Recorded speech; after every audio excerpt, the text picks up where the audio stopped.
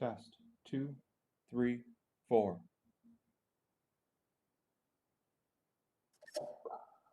That works. For a moment there, I thought everybody went silent.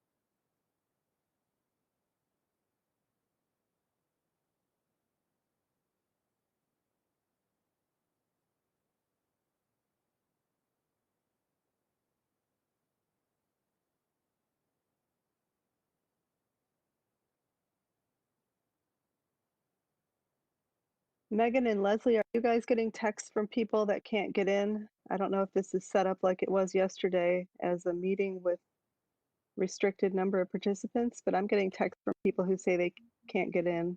We haven't hit the number limit yet, but once we do, we have the YouTube stream already set up and running right now.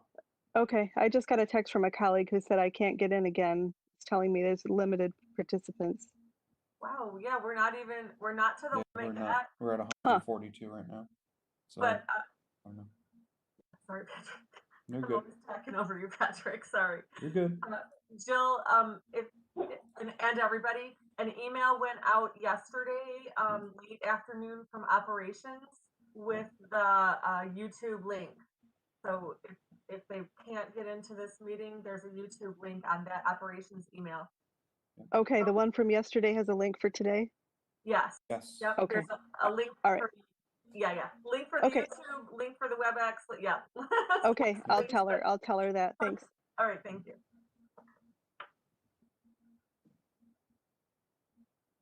That's weird that people are already, hey Patrick, because it's only at 160, 161. I don't know. Don't know what it is. I thought you knew everything. Well, there's only so much I can diagnose.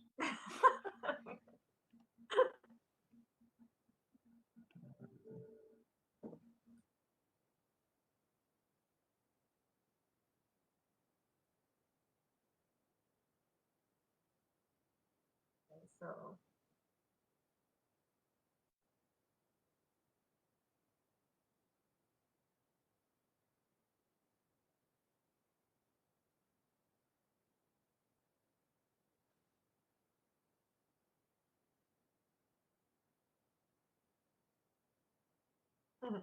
so we'll start in a minute, but I'm checking out the chat right now. So it looks like people are still able to get in this meeting. People are getting in.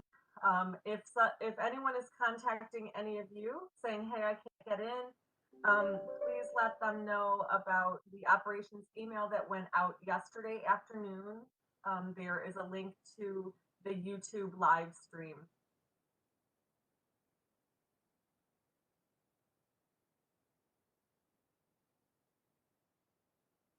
And it is 9 a.m. I want to be timely. Looks like we have almost capacity at this meeting. 191 of us are here. And I'm so glad you're all here. Happy to see all of your familiar faces. So I'm going to keep my part short this morning. I just want to welcome you back to PA Days. It's a half day today. I kind of feel like we never left. But anyway, yesterday we feel went well. We're learning too. Maybe we need to do this a little better or make things a little more clear. So So we are taking feedback. There is a survey on the website that will be open today. So we would really appreciate your feedback. If you could just take a few minutes to fill out that survey, that would be awesome. Okay, so this morning we are going to hear a couple of Star Talks, and I am honored to introduce the person who will tell you more about Star Talks.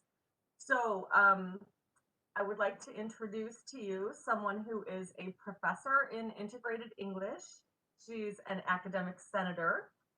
She's the former director of the CTE. She's also my friend. And I think most importantly, she's a person who puts tons of care and time into everything she does. And so I am very honored to introduce to you Leslie Johnson, who will take us into the Star Talks. Hi, Leslie. Thank you. Oh, I think we can't hear you. I got unmuted somehow. I apologize. Okay, thanks, Leslie. I'm muting. Good morning, everyone. I wanted to let everyone know that this very special COVID-19/2020/2021 version of StarTalks will feature a Q&A after the presentation because different times bring different opportunities. So for the first time, the LCC community will have a chance to dialogue with our StarTalk speakers. Before we begin, I would like to take a moment to honor a faculty colleague we recently lost. Peter Mcfadden served on the original Academic Leadership, Culture, and Communication Committee that developed the StarTalks project. At LCC, Peter taught the art of public speaking and consistently searched for ways to reach and engage his students. In fact, he applied for and received LCC's innovative teaching grants that he used to hold a TED Talk style program for his students, complete with food and prize money. Peter's sister Joanne told me that he was always happiest when he could see the light bulb go off in a student's head, when a seed planted in class took root in a student's mind. If StarTalks is about celebrating our LCC community, it is fitting that we remember Peter Mcfadden at this moment. For he loved the LCC community, particularly the Center for Teaching Excellence, but above all, our students. And on that note, I would like to say that one thing I think Peter taught me was that listening is the most important part of participating in community. And in that spirit, I would like to ask Patrick to begin the 2020, now 2021 StarTalks presentations.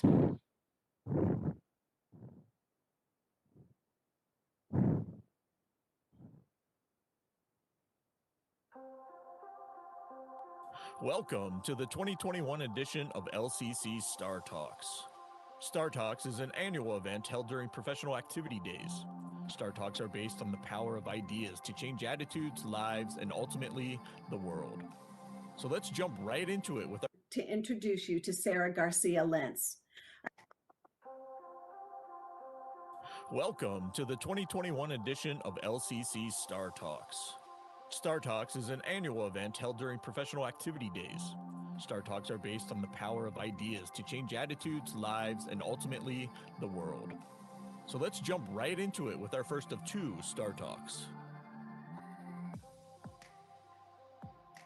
Hello, my name is Pam James, and it is my privilege and honor to introduce you to Sarah Garcia Lentz. I've had the pleasure of knowing Sarah for the last 3.5 years. One important thing I've learned is that she values family. She enjoys spending time with them and her pets, enjoys getting outside on the Lansing area trails, and currently she is serving as her wife's art manager. She also enjoys playing the classic game, World of Warcraft, and loves watching true crime documentaries. Sarah has been working in higher education since 2003, and she came to LCC in 2010, where she worked for BCI, Technical Careers, and has been with the Academic Success program since 2017 as one of their managers. Sarah is very involved with the LCC Prism Alliance and is one of a few certified safe zone trainers on campus. She's very passionate in supporting LGBTQ plus people and is very appreciative of LCC being an inclusive and supportive environment. In the Academic Success Coach program, we believe in promoting student success and empowering students to accomplish their goals. Not only does Sarah promote student success, but she also empowers the coaches she leads to achieve their dreams, their goals, and to be successful in life. Here are some things you will hear about Sarah if you talk to any member of the team. Sarah's a great listener. She's encouraging, supportive. She's a problem solver. She's calm. She's innovative. She has a positive can-do attitude. She's a motivator. And overall, she's just cool. It was at one of our staff events that Sarah was voted as the person most likely to become a superhero. So today, it is my great pleasure to introduce to you the Academic Success Coach superhero, Sarah Garcia Lentz.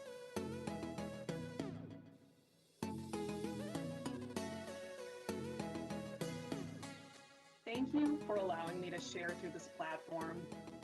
Thank you also to Pam for that kind introduction and for being a great colleague.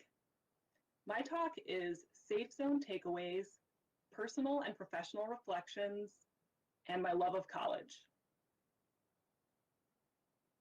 In 1996, I was a junior in high school and starting to come out as being somewhere in the LGBTQIA+ umbrella of friends. Now, that is quite an acronym, so I have it spelled out here with some of the most common identities used. There are many variations, but this is the one I'm going to use today. See, we just got started and I'm already safe zoning you. So for context, that same year, President Clinton signed the Defense of Marriage Act, which banned federal recognition of any marriage between same-sex couples. The following year, I was a senior in high school. I came out to my family as gay. I did this right after Ellen DeGeneres famously came out on television. Representation matters. I had a lot of anxiety at this time in my life. I was very shy. I didn't feel great about myself. And my sexual orientation felt like a burden, a flaw, something wrong with me, even though I also knew I had simply been born a certain way and had known that for a long time. A couple of things really helped me during this time. One was the reaction of my parents when I told them. There's a photo of me with my mom, my twin sister with my dad. We were very lucky. We had kind, supportive parents. When I told them, I was very upset. I was distraught. They kindly laughed and teased me a little for thinking they didn't already know when it was rather obvious. I was also very upset because the only lesbian I knew told me I had to play softball. If I didn't, I was destined to live a sad and lonely life. I didn't want to play softball. Once again, they kindly laughed and told me it wasn't actually a requirement.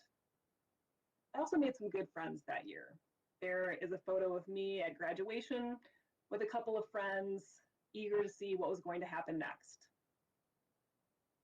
Fast forward 23 years to 2020.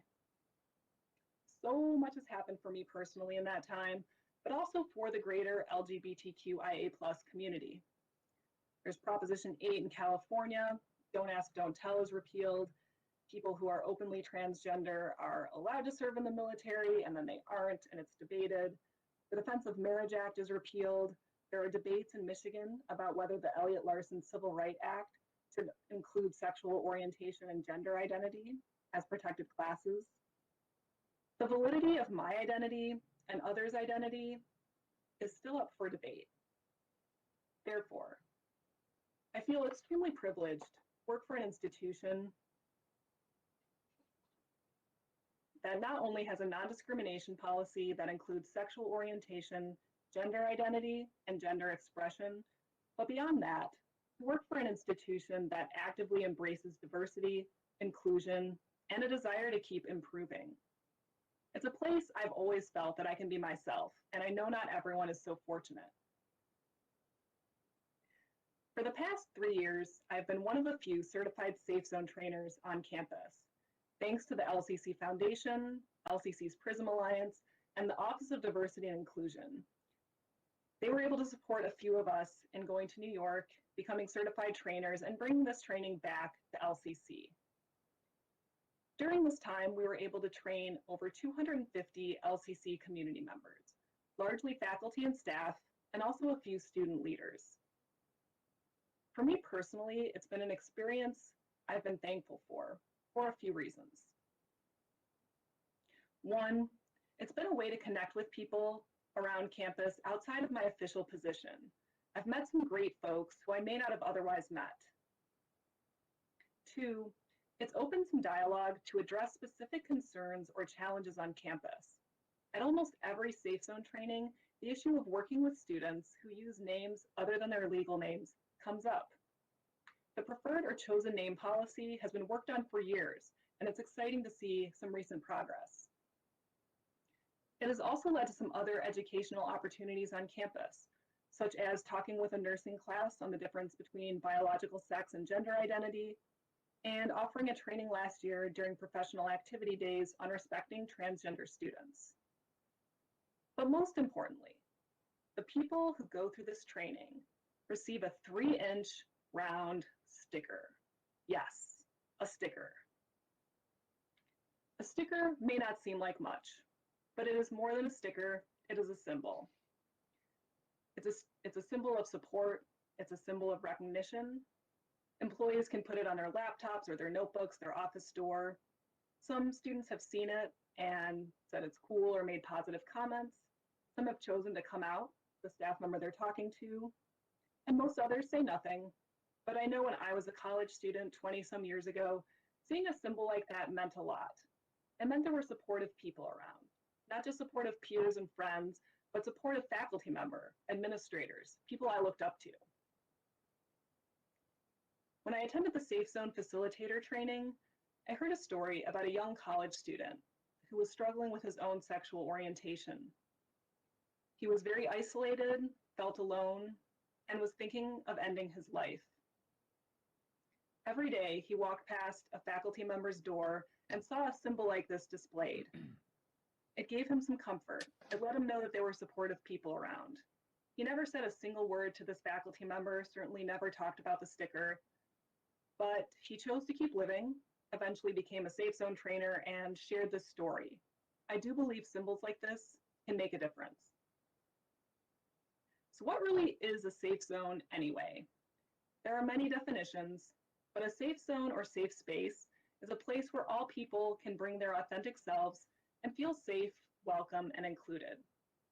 Safe zone programs aim to increase the awareness, knowledge, and skills for individuals and addresses the challenges that exist when one wants to advocate for LGBTQ+ community members. Safe Zone is not a mandatory training. My certification has ended and my job responsibilities have expanded, so in a way this is my personal farewell to Safe Zone that I have invited you all to. I thought I'd take this opportunity to share a few key takeaways from this training. One is a genderbread person. Besides the fact that this image is simply adorable, it outlines the different aspects of our identity. Every single person has a biological sex assigned at birth, a gender identity, an orientation, and a gender expression. 2, language evolves at a community level. Even for this presentation, I had to think about what version of the acronym I wanted to use. I got used to saying LGBTQ+ during Safe Zone trainings, but I decided to include the I and the A through communities that are being talked about more, because intersex and asexual are just as valid as important identities as anything else. There's still discussion about preferred name or chosen name. I've seen a lot of institutions using preferred/chosen name, but it's kind of like orientation. It's not a preference, it's just an orientation. And a name isn't a preference, it's just somebody's name. And finally, respect how students identify. Some people are adamant that various identities are not natural. However, homosexuality has been around for as long as humans have existed. It's also found in over 450 species of animals. Gender nonconforming and transgender individuals have been cited since 1503 BC. Just earlier this year, a university professor in Ohio lost a case in which he claimed that misgendering a student was his right with free speech. He claimed that his personal beliefs prevented him from recognizing a person as a gender outside their assigned sex at birth, but refused to identify a student with a pronoun and name they used.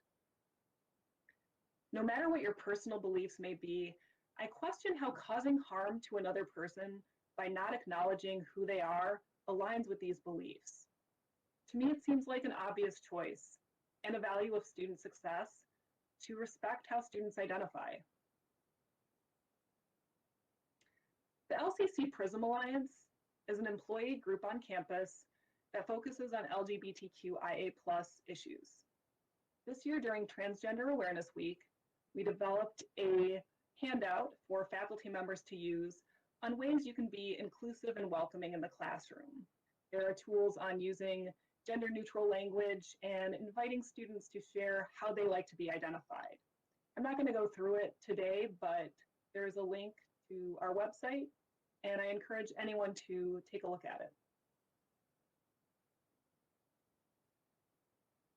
I'm a very lucky person. I had supportive parents who unfortunately are no longer here. They had a huge impact on me and influenced me in every aspect of my life. Definitely as a parent, I find myself echoing them all the time. My mom passed away before I met the woman who's now my wife, but my dad got to know her and her children and loved them just like any other family members. Unfortunately, he passed away shortly before our wedding in 2016.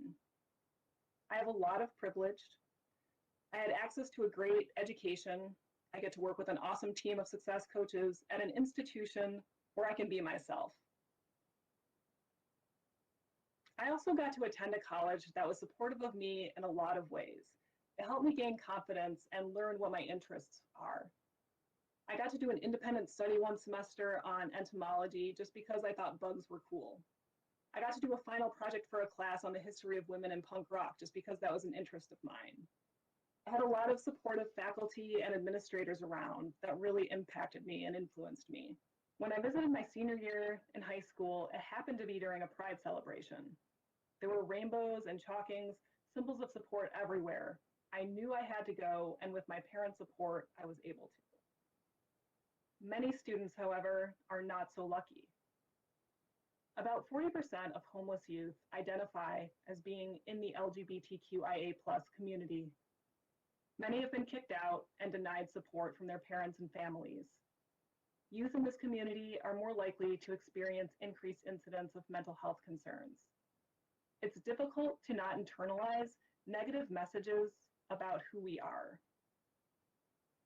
I am here because college made a huge difference in my life, and I want others to have a positive and impactful experience from higher education. I'm here to support all students, aren't we all? And while I am far from an expert on the immense diversity of all experiences our students bring to us, I do believe there are some basic tools and practices that can make a difference in our students' lives, even if it's a small symbol of support, like a sticker. Thank you.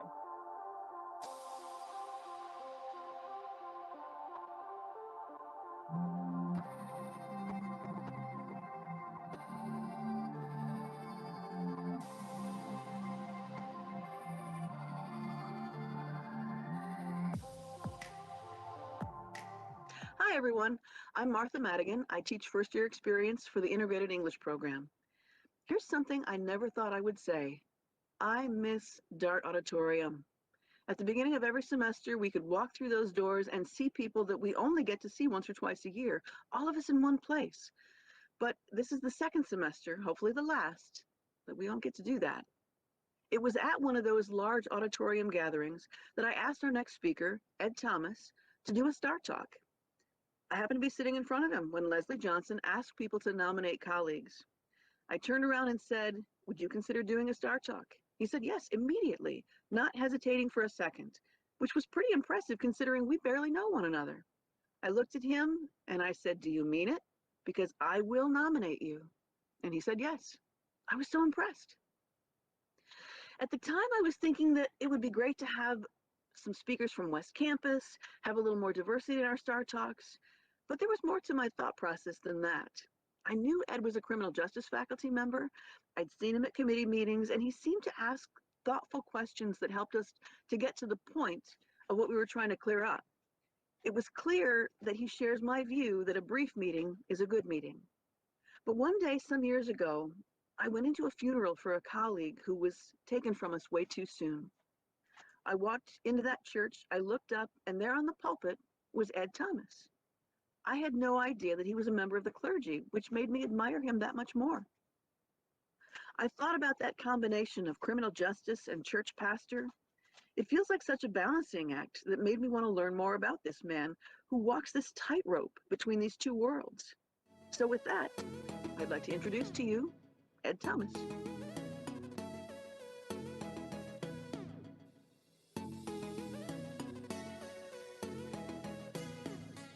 Hello, everybody. My name is Edward Thomas. I thank you guys so much for inviting me to be one of your speakers here today. I appreciate you so very much. I thank Martha Madigan for nominating me, and I appreciate you, Leslie Johnson, for your leadership. And then Dave Wasinger, thank you, man, for believing in me that I could pull this off on my own. I'm just so grateful to you all for having that confidence inside of you for me. I'm very appreciative of it. So I need to go ahead and get started because I got a whole lot to give today and not a whole lot of time on to get there. So let me get started with this presentation on today. Well, when Martha invited me, one of the first things that I thought about was this phrase, "I see you." I don't know Martha very well, but Martha saw something inside of me and said, you know, "Ed Thomas, I see you.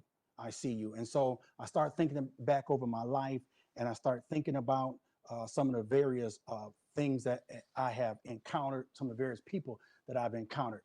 I watched this movie years ago. This movie is called Claudine. It's got some great people in it. You got the big tall dude is Lawrence Hilton Jacobs. He was on Welcome Back, Carter. Y'all remember that? Yeah. And then you got James Earl Jones, great actor in his own right. And then Diane Carroll, beautiful and just an awesome actor. This was an all-star cast, in my opinion. But that little boy down on the right side of your screen, his character wanted to be invisible. And so that always stuck with me, to be invisible.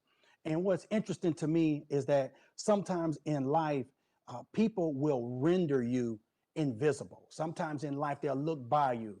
They'll look by you based on maybe the color of your skin, or look by you based on your gender, look by you based on your size. They'll look right by you. They'll look right through you as if you're not even there, as if you are invisible.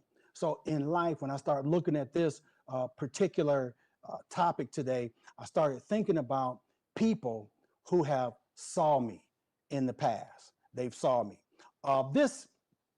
This is who I am also, y'all. I'm Professor Thomas.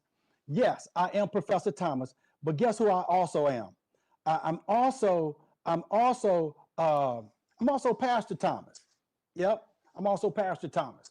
I have a church. I started a church about 13 years ago, my wife and myself, and the church is going well. There are some people that go to there are some people that work at Lentz Community College who are members of my church. And so, you know, it's who I am. I remember one time, one of my students came up to me and he said, "Professor Thomas," he said, you have secrets. I said, "What do you mean I have secrets? I don't have any secrets." He said, "Hey, yes, you do. You got secrets. You got secrets." So I went down, sat down at my desk, and he said, look, Professor Thomas, we know who you are. You're a pastor." I said, "Yeah." I said, "That's not a secret." I said, "I got a billboard over on Edgewood Boulevard, man. That's not a secret." And then we started laughing. He started laughing. He just said, "You know, hey, Professor Thomas, we're very, very proud of you for that." And I told him, I said, "You know what, young man, I appreciate that. I appreciate that." I said, "But you're here to learn criminal justice. You're not here to learn about Antioch Church or anything else. You're here to learn criminal justice, and that's my job, to teach you criminal justice. And guess what? That's what I'm going to do. And so that's how we roll with that. Well, they call my wife the First Lady of Antioch, and so in the African American community, that's how we do it. The First Lady is called the wife is called the First Lady, and so that's who she is. This is my family. This is my family. This is my mom and dad. My mom passed away now. My mom and dad, those are my sisters. My older sister Catherine, and my middle sister. She's to my left, to your far right. That's my middle sister Deanne, and then that's my baby sister Carla. That's our family. That's the Thomas family. We grew up in Detroit. My family was middle class, probably upper middle class. My mother was a nurse, LPN, the whole neighborhood nurse. And then my dad was the supervisor, not just a supervisor, the supervisor. He was at the top of the org chart at Great Lakes Steel. And so my dad was able to get me a job and all that kind of stuff. So, you know, and so that's little Edward over there. That's the little boy growing up. That's who I was before I became who I am on today. I went to Detroit Public School. Then I went to Catholic high school, a school called Detroit Benedictine. And when I got to Benedictine, I excelled in sports, and I ended up getting a scholarship to play football at Ferris State University. And that's where I studied criminal justice and became and got a degree in criminal justice at Ferris. Met that pretty girl right there when I was at Ferris. My sophomore year, I got a job in a trucking company, and the trucking company allowed me to matriculate on and become a truck driver. I was making a whole lot of money being a truck driver, and that's how I got that girl, because I had a pocket full of money, y'all. I had to take her everywhere. I used to wine her and dine her and take her everywhere, right? Because I had a bunch of money. I was a truck driver, and so and that little girl in her hand, that's my baby girl. That's Tamira. So you know, she changed our lives, most definitely. Well, this is my wife, Crystal. We've been married for 36 years. We've been together even longer than that, but we've been married for 36 years, and we have two beautiful children, and now they have their families. That's my daughter, Tamira. She's to the left of us. Her husband, Ernesto, and her two children, Ernesto and Adriana. And then that's my son right there to my right. His name is Edward as well. His wife is Destiny. And then their kids are Emery and Staten, the young man, but his name is actually Edward as well. And then Deja. And so that's my family. That's my family in a nutshell. I love my family. My kids did well, never did anything to but do anything but make us proud. My daughter is a lawyer. My son is an MBA, works at General Motors. They're on their own. So just very, very proud of my family. I came to Lansing Community College. I'm moving because I don't have a whole bunch of time, y'all. Came to Lansing Community College in 1997. That's when I got here. I ran into a lady by the name of Carol Harden. She saw me walking through the hallways at Old Central. And when I walked through these hallways, she said, I was doing some recruitment interviews. I was doing some job interviews for LPD. I was bringing in young recruits to potentially get hired as police officers. So we were doing interviews. And so I was walking through the hallways, and she saw me. She said, "Hey, Ed," she said, "do you have a master's degree?" I said, "Yeah." She said, "You ever thought about teaching?" I said, "Yeah, I teach at Davenport University right now." She said, "We got an opening. We're looking for somebody like you." I said, "Really?" I said, when is the opening close?" She said, "In 2 days." I said, "What?" And so because I taught personnel management at Davenport, I had my resume and all that stuff already ironed out. And so all I did was went and polished off my resume, talked to my wife. I applied for the job, slammed the interview, tore them up, and I got hired as a faculty. One of the things that I did when I got here is I ran into this lady. I was over in arts and science. I ran into this lady who had just became the union president. Her name was Sally Pierce. And so when I ran into Sally Pierce said to me, she said, "Ed Thomas," she said, she started talking to me, and she said, "What do you think is the biggest detriment for faculty that faculty are facing?" I said, equity. I said, you got some faculty that make $60,000, some faculty that make $30,000. They got the same load, same full-time faculty status. I said, that ain't right. And so she said, "What you want to do?" I said, "I don't know." I said, at Lansing Police Department, we all made the same amount of money. And so she said, she said, that sounds like a salary schedule. I said, oh yeah, okay, yeah, it sounds like a salary schedule. So she said, would you help me build it? I'm like, what? And so we put together a team and we built a salary schedule. And one of the greatest things that in my career was to be a part of people that got so many equity raises. People got $30,000 in terms of raises. And I was just so proud to be on that team. The other thing that I was proud of was the fact that I brought Ferris to Lance Community College. I brought Ferris here. And the reason why Paula's up there is because when I had the concept, I went and talked to Paula, and Paula said, Ed, you can do it. She said, if anybody can do it, you can. I mean, y'all don't know, that meant a lot for the president of the college to say to me that she had the confidence that I could bring a university on this campus. And when we got done with Ferris on this campus, they were the largest extension in Michigan. The largest. We went from nothing to the largest, right? And so I'm just so very proud of that. And I thank God for Paula for giving me that confidence, for saying, Ed, I see you. I see you. You're not invisible. I see you. So I thank her for that. And then I was a senator. They elected me. My department elected me to be the senator. I became a senator. And one day I was at home minding my own business, got a call from the vice president's office, from the provost's office. And the provost's office said to me, we got a new provost, Dr. Patowski, and he wants to see you immediately, ASAP. He wants you to be the chair of the curriculum committee. Whoa, me? Criminal justice guy? Football player guy? Me? You want me? Flat-footed street cop guy? Me? You want me?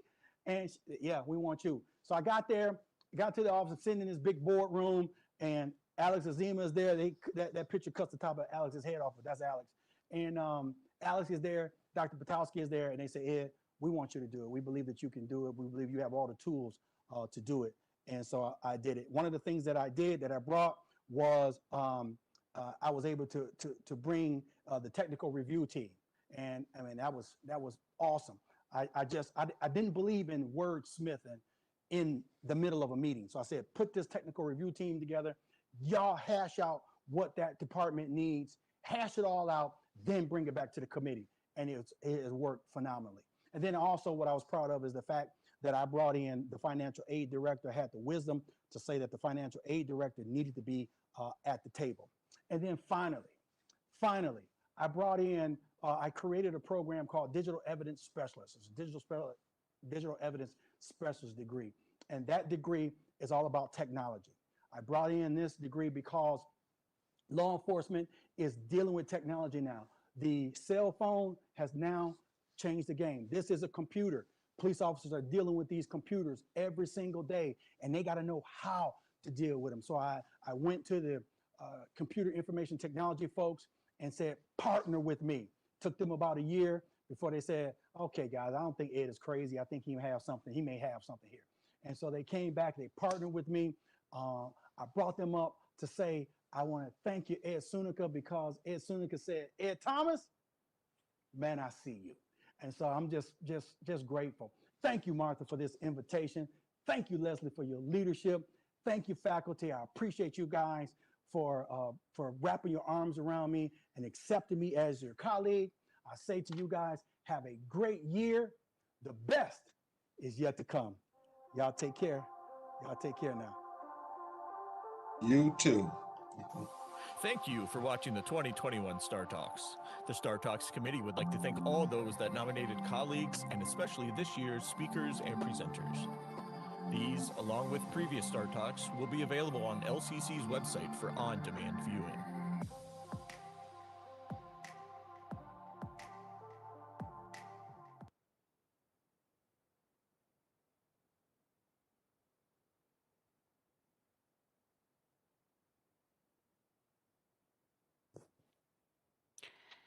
Hi, everyone. I wanted to thank both Ed and Sarah. I'm gonna sum it up real quickly with Ed's words. I think what we need to tell our students and each other is that I see you. And I think Sarah and Ed did a great job working on the same theme at an important time in our nation's and our college's history without prompting, I should say. So at this time, I would like you all to ask questions of our speakers. Let's have a dialogue. We so often don't get to speak each other. As Martha said, we are not in Dart Auditorium. We can't catch Ed and Sarah after the presentation, as usually happens, and ask them questions. And so if you have anything that you would like to say or comment, or especially questions for Ed and Sarah, please, please, please put them in the chat and let's have a conversation.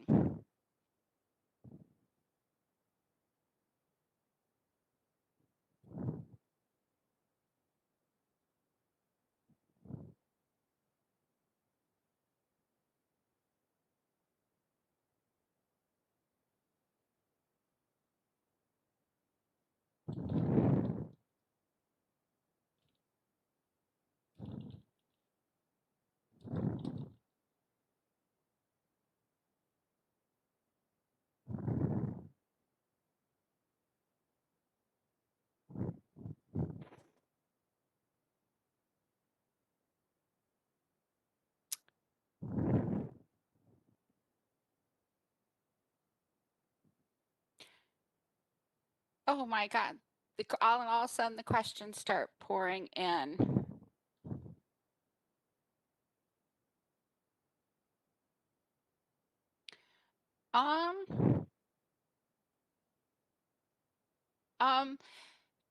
Someone says, first of all, thank you for the behind the scenes work, media service, putting together those recordings. Yes, I am very thankful for Patrick and Dave Wozninger for pulling this all together.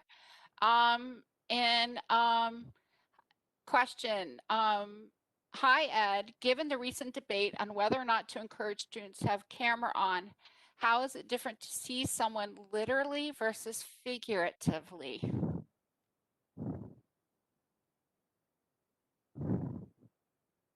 that make sense? Ed, you want to answer that one?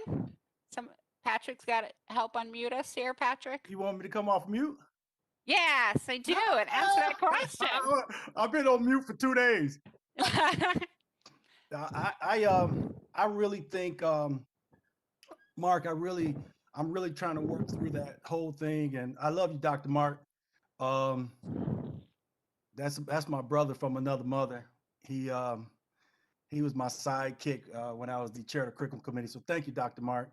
But I'm really struggling with that whole camera off issue. I think that the students with their cameras on, I coined this phrase, and this is my phrase. I believe that people need to have, or students need to have, a dedicated learning space. Dedicated learning space. I think that when we started this in the spring, we were doing, I was doing this. It wasn't called online real time, but I was doing this. I actually, for my Ferris students, I was teaching at Ferris at the time. And so I had my Ferris students, we came on Zoom. And then my LCC students, we were using WebEx. And I didn't ask them to come on with their cameras. And so for a lot of them, they were, all you could see is letters on the screen. And yes, it was very difficult teaching to that green light or that red light, whatever your color your light is. It was difficult teaching to that red light. And what I found was that the students that actually came on with their cameras did better. And I'm like, wow, I wonder if there's something to this. And so I encourage my students, Mark, to have their cameras on. If they don't have their cameras on, I'm all right with that too. But if they do have their cameras on, then they have that dedicated space. I encourage them to do this too, everybody. I tell them, I say, it's an online real-time class, so act like you're coming to class. Get up, take your shower, brush your teeth, wash your face, put your clothes on, and come to class. Because if you're laying in the bed watching me, how active are you actually, Leslie? You know, and so I tell them, I say, just get in that mindset that you're coming to class, that you got your notes, you got your computer out, you're ready to come to class, you got a dedicated space. Now, granted, everybody is not going to be able to have that dedicated space where people aren't walking behind them, and the refrigerator isn't next to them. I get that too. But if they can have a dedicated space where like right now, I'm set up just in a corner. And right now I know I'm just talking too much, but right now, Mark, I'm talking on a speaker, but my wife is upstairs and I can hear her on a conference call. And so usually I put my headphones on so that I can teach and hear my students, and then she can have her, because she's working from home too. She can have her conferences and that, and we not disturb one another. I do get it that it's hard sometimes to not have that dedicated learning space, but I think that we got to really try to encourage that, to try to get through this pandemic, and then when we can get back into the classroom, we get back into the classroom. But we want our students to do the best that they can do. I don't know. That's what I want. I want my students to do the best that they can do, because if you've seen the things that's going on lately, my students who are going to be, who some of them are going to go on to be law enforcement professionals, they need to know. They need to know this information. And they need to know what a felony is, what a misdemeanor is. They need to know that. And so I want them to really learn it. So sorry, Mark, I know I probably didn't answer your question, but that's the best I got. You did great, Ed. You did great. Good to see you. I love you, man. Love you too, man. I miss seeing you. I'm gonna ask Sarah to respond to this one if she would. It is from Cheryl McCormick. We certainly have made wonderful strides, including diverse people here at LCC. What do you think is the greatest challenge for us as we move forward? Yeah, thank you so much. And I do want to say thank you. I put this in the chat, but thank you so much, Leslie, for making this happen. I also miss us all being together in DART. But for me personally, it's a little less nerve-wracking this way. So I kind of appreciate that.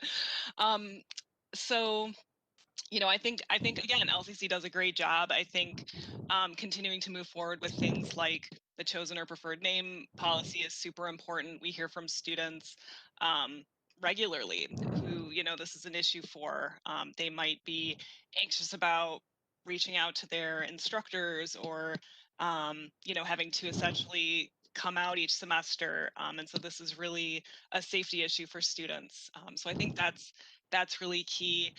Just being, I think, aware of the diversity of identities that students bring to LCC, knowing that not everyone fits tidily in the gender binary, being inclusive in our language. I included the link to the tool that the Prism Alliance developed, and I definitely would encourage folks to take a look at that, as far as just creating opportunity in the classroom for students to share who they are, how they like to be addressed, not making assumptions about anybody. It's something that we can all do. I saw a couple questions about the future of Safe Zone trainings. I'm not sure. I know the Office of Diversity and Inclusion, we're looking into continuing some form of it, or bringing, the trainers to LCC to have more trainers so that it could kind of continue more broadly. But then COVID hit, so I am not sure. Hey, Leslie. Yes. Can I say something? Yes.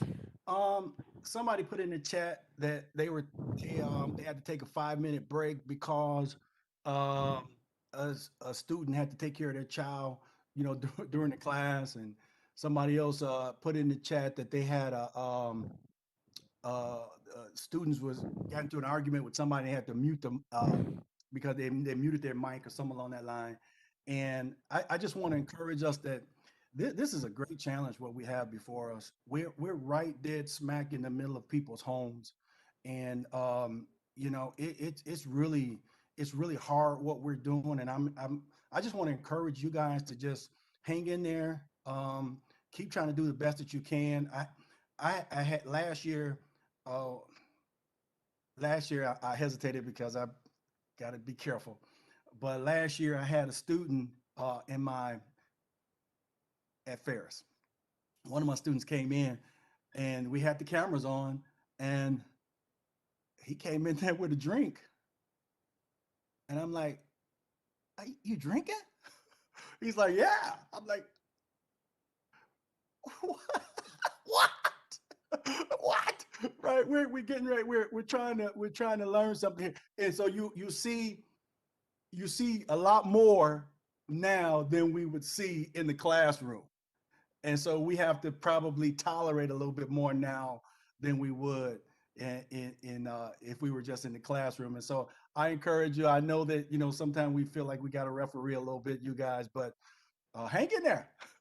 Hang in there. You're not the only one. I got plenty more stories that I could tell you about what we've seen in the background of what we're teaching. So just hang in there, you guys.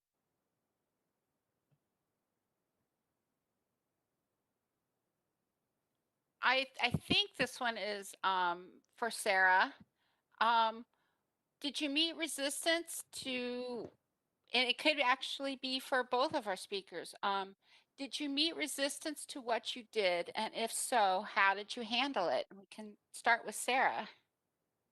No, not at all. Which again, this is, you know, part of my appreciation for working for LCC. And I think again, offering a training that wasn't mandatory was key. I think you know, everyone should have some awareness of the diversity of human experiences and how to be inclusive in our practices, but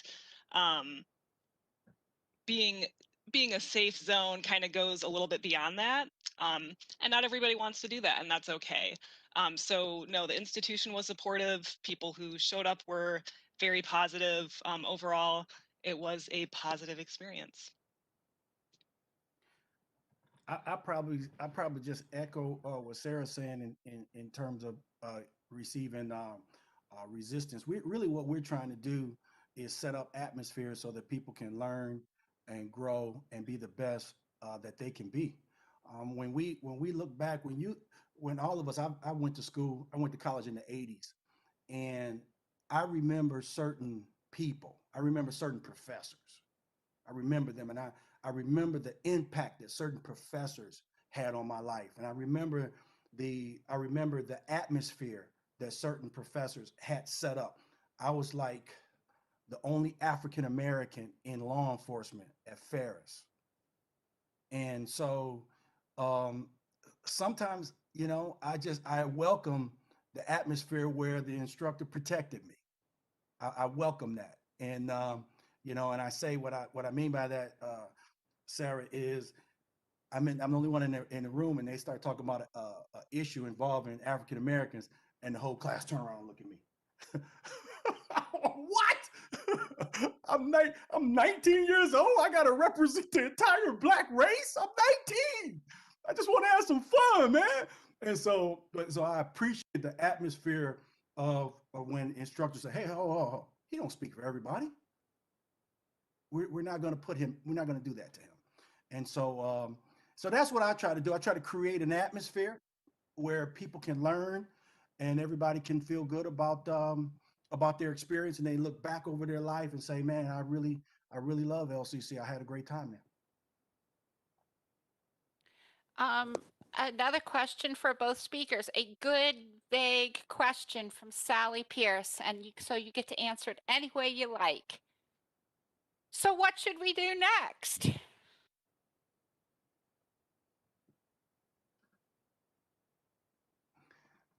Sarah? I'm trying. Yeah, Sarah, you go first, because I'm trying to read this little writing out. You know, I got bifocals at the bottom. It's hard to read this small print. This is rough. Go ahead, Sarah. Well, thank you. That's a great question. I think we continue moving in the right direction. I think listening to people is really important. I'm going to share one story. Last, I think in the fall, um, hmm, I think it was an event. I do remember now. It was in the Center for Engaged Inclusion. We did an event. I think it was my co-Safe Zone facilitator and I did a coming out day event for students in the center, with Saga, invited students to come, share their stories. And something that came up was a couple of student employees, I believe, who worked in the TLC building, shared their concern about the lack of gender neutral restrooms. And this was, at the start of some of the renovations in that building. And so, hearing their concerns, and, this is something that impacts people in a day-to-day routine. uh, not not everybody might feel safe going into a gendered restroom. um, so since the building was just starting some renovations, it seemed like this was a really good opportunity to offer some additional spaces for students on campus and employees. So we were able to listen to them, talk to the right people, and due to that, they were able to include some single stall restrooms in that building for the renovation. So that was something that I think was just a concrete change that some people might not think about, but that could really make a difference for people who are on campus every day. So I think just listening to people, listening to what might help, and making that happen. Well, I just saw Professor Lang come on, and I really have to say something profound here. Um, that's just my friend, y'all. On a serious note, though, I think that first of all, I'm very encouraged by Dr. Robinson. Man, I never met him, but I was a flat-footed street cop for 13 years, and so I had to get to know people real fast, and I like that guy. I think he's going to be good for us, y'all. I really do. I really would like to see him, interacting with us on a personal basis, walking around that campus. He's very, very, very refreshing for me to hear. So I'm really encouraged by that. Also, I think that none of us, if any of us say we know what's going to happen even in the fall, I think we're all lying, because we just don't know. None of us have gone through a pandemic, except maybe Lang. He was around here in the 1800s, but most of us have not gone through a pandemic, nor have we come out of a pandemic. So we don't really know what to expect. We're doing the best we can with what we have right now.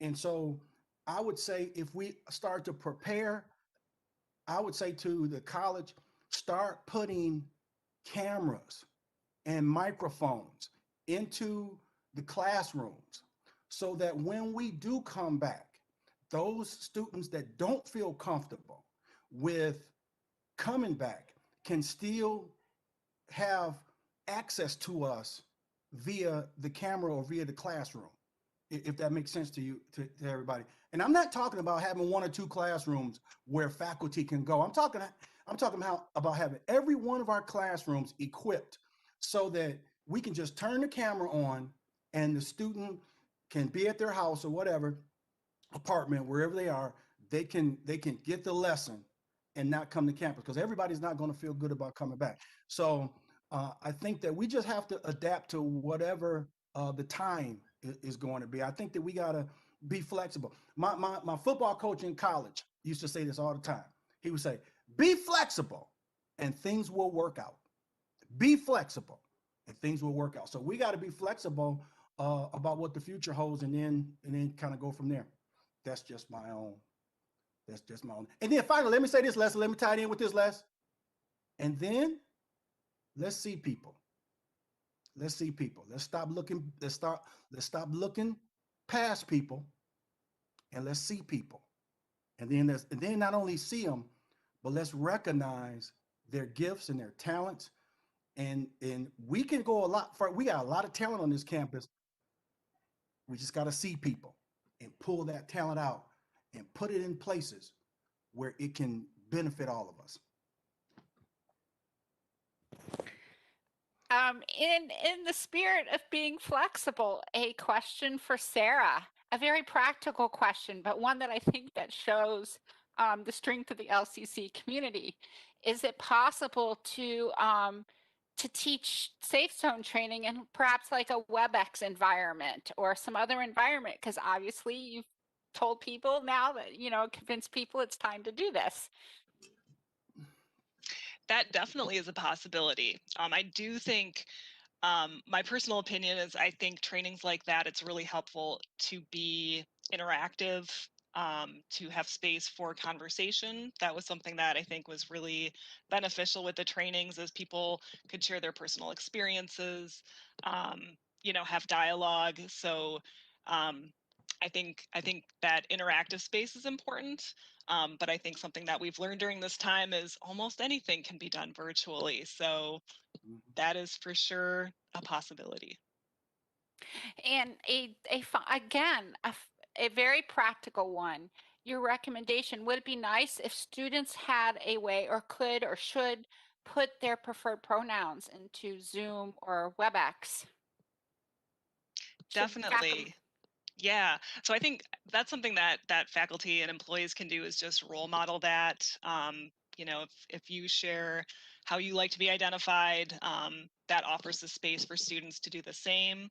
And there's some different practices people can do to protect students' privacy, but there are some things like asking students to share how they like to be identified through like writing privately before the class starts. I even remember having some classes back, in college, where we'd get like a 3x5 index card the first day of class, and we could just share whatever we wanted to with the instructor before the class even began.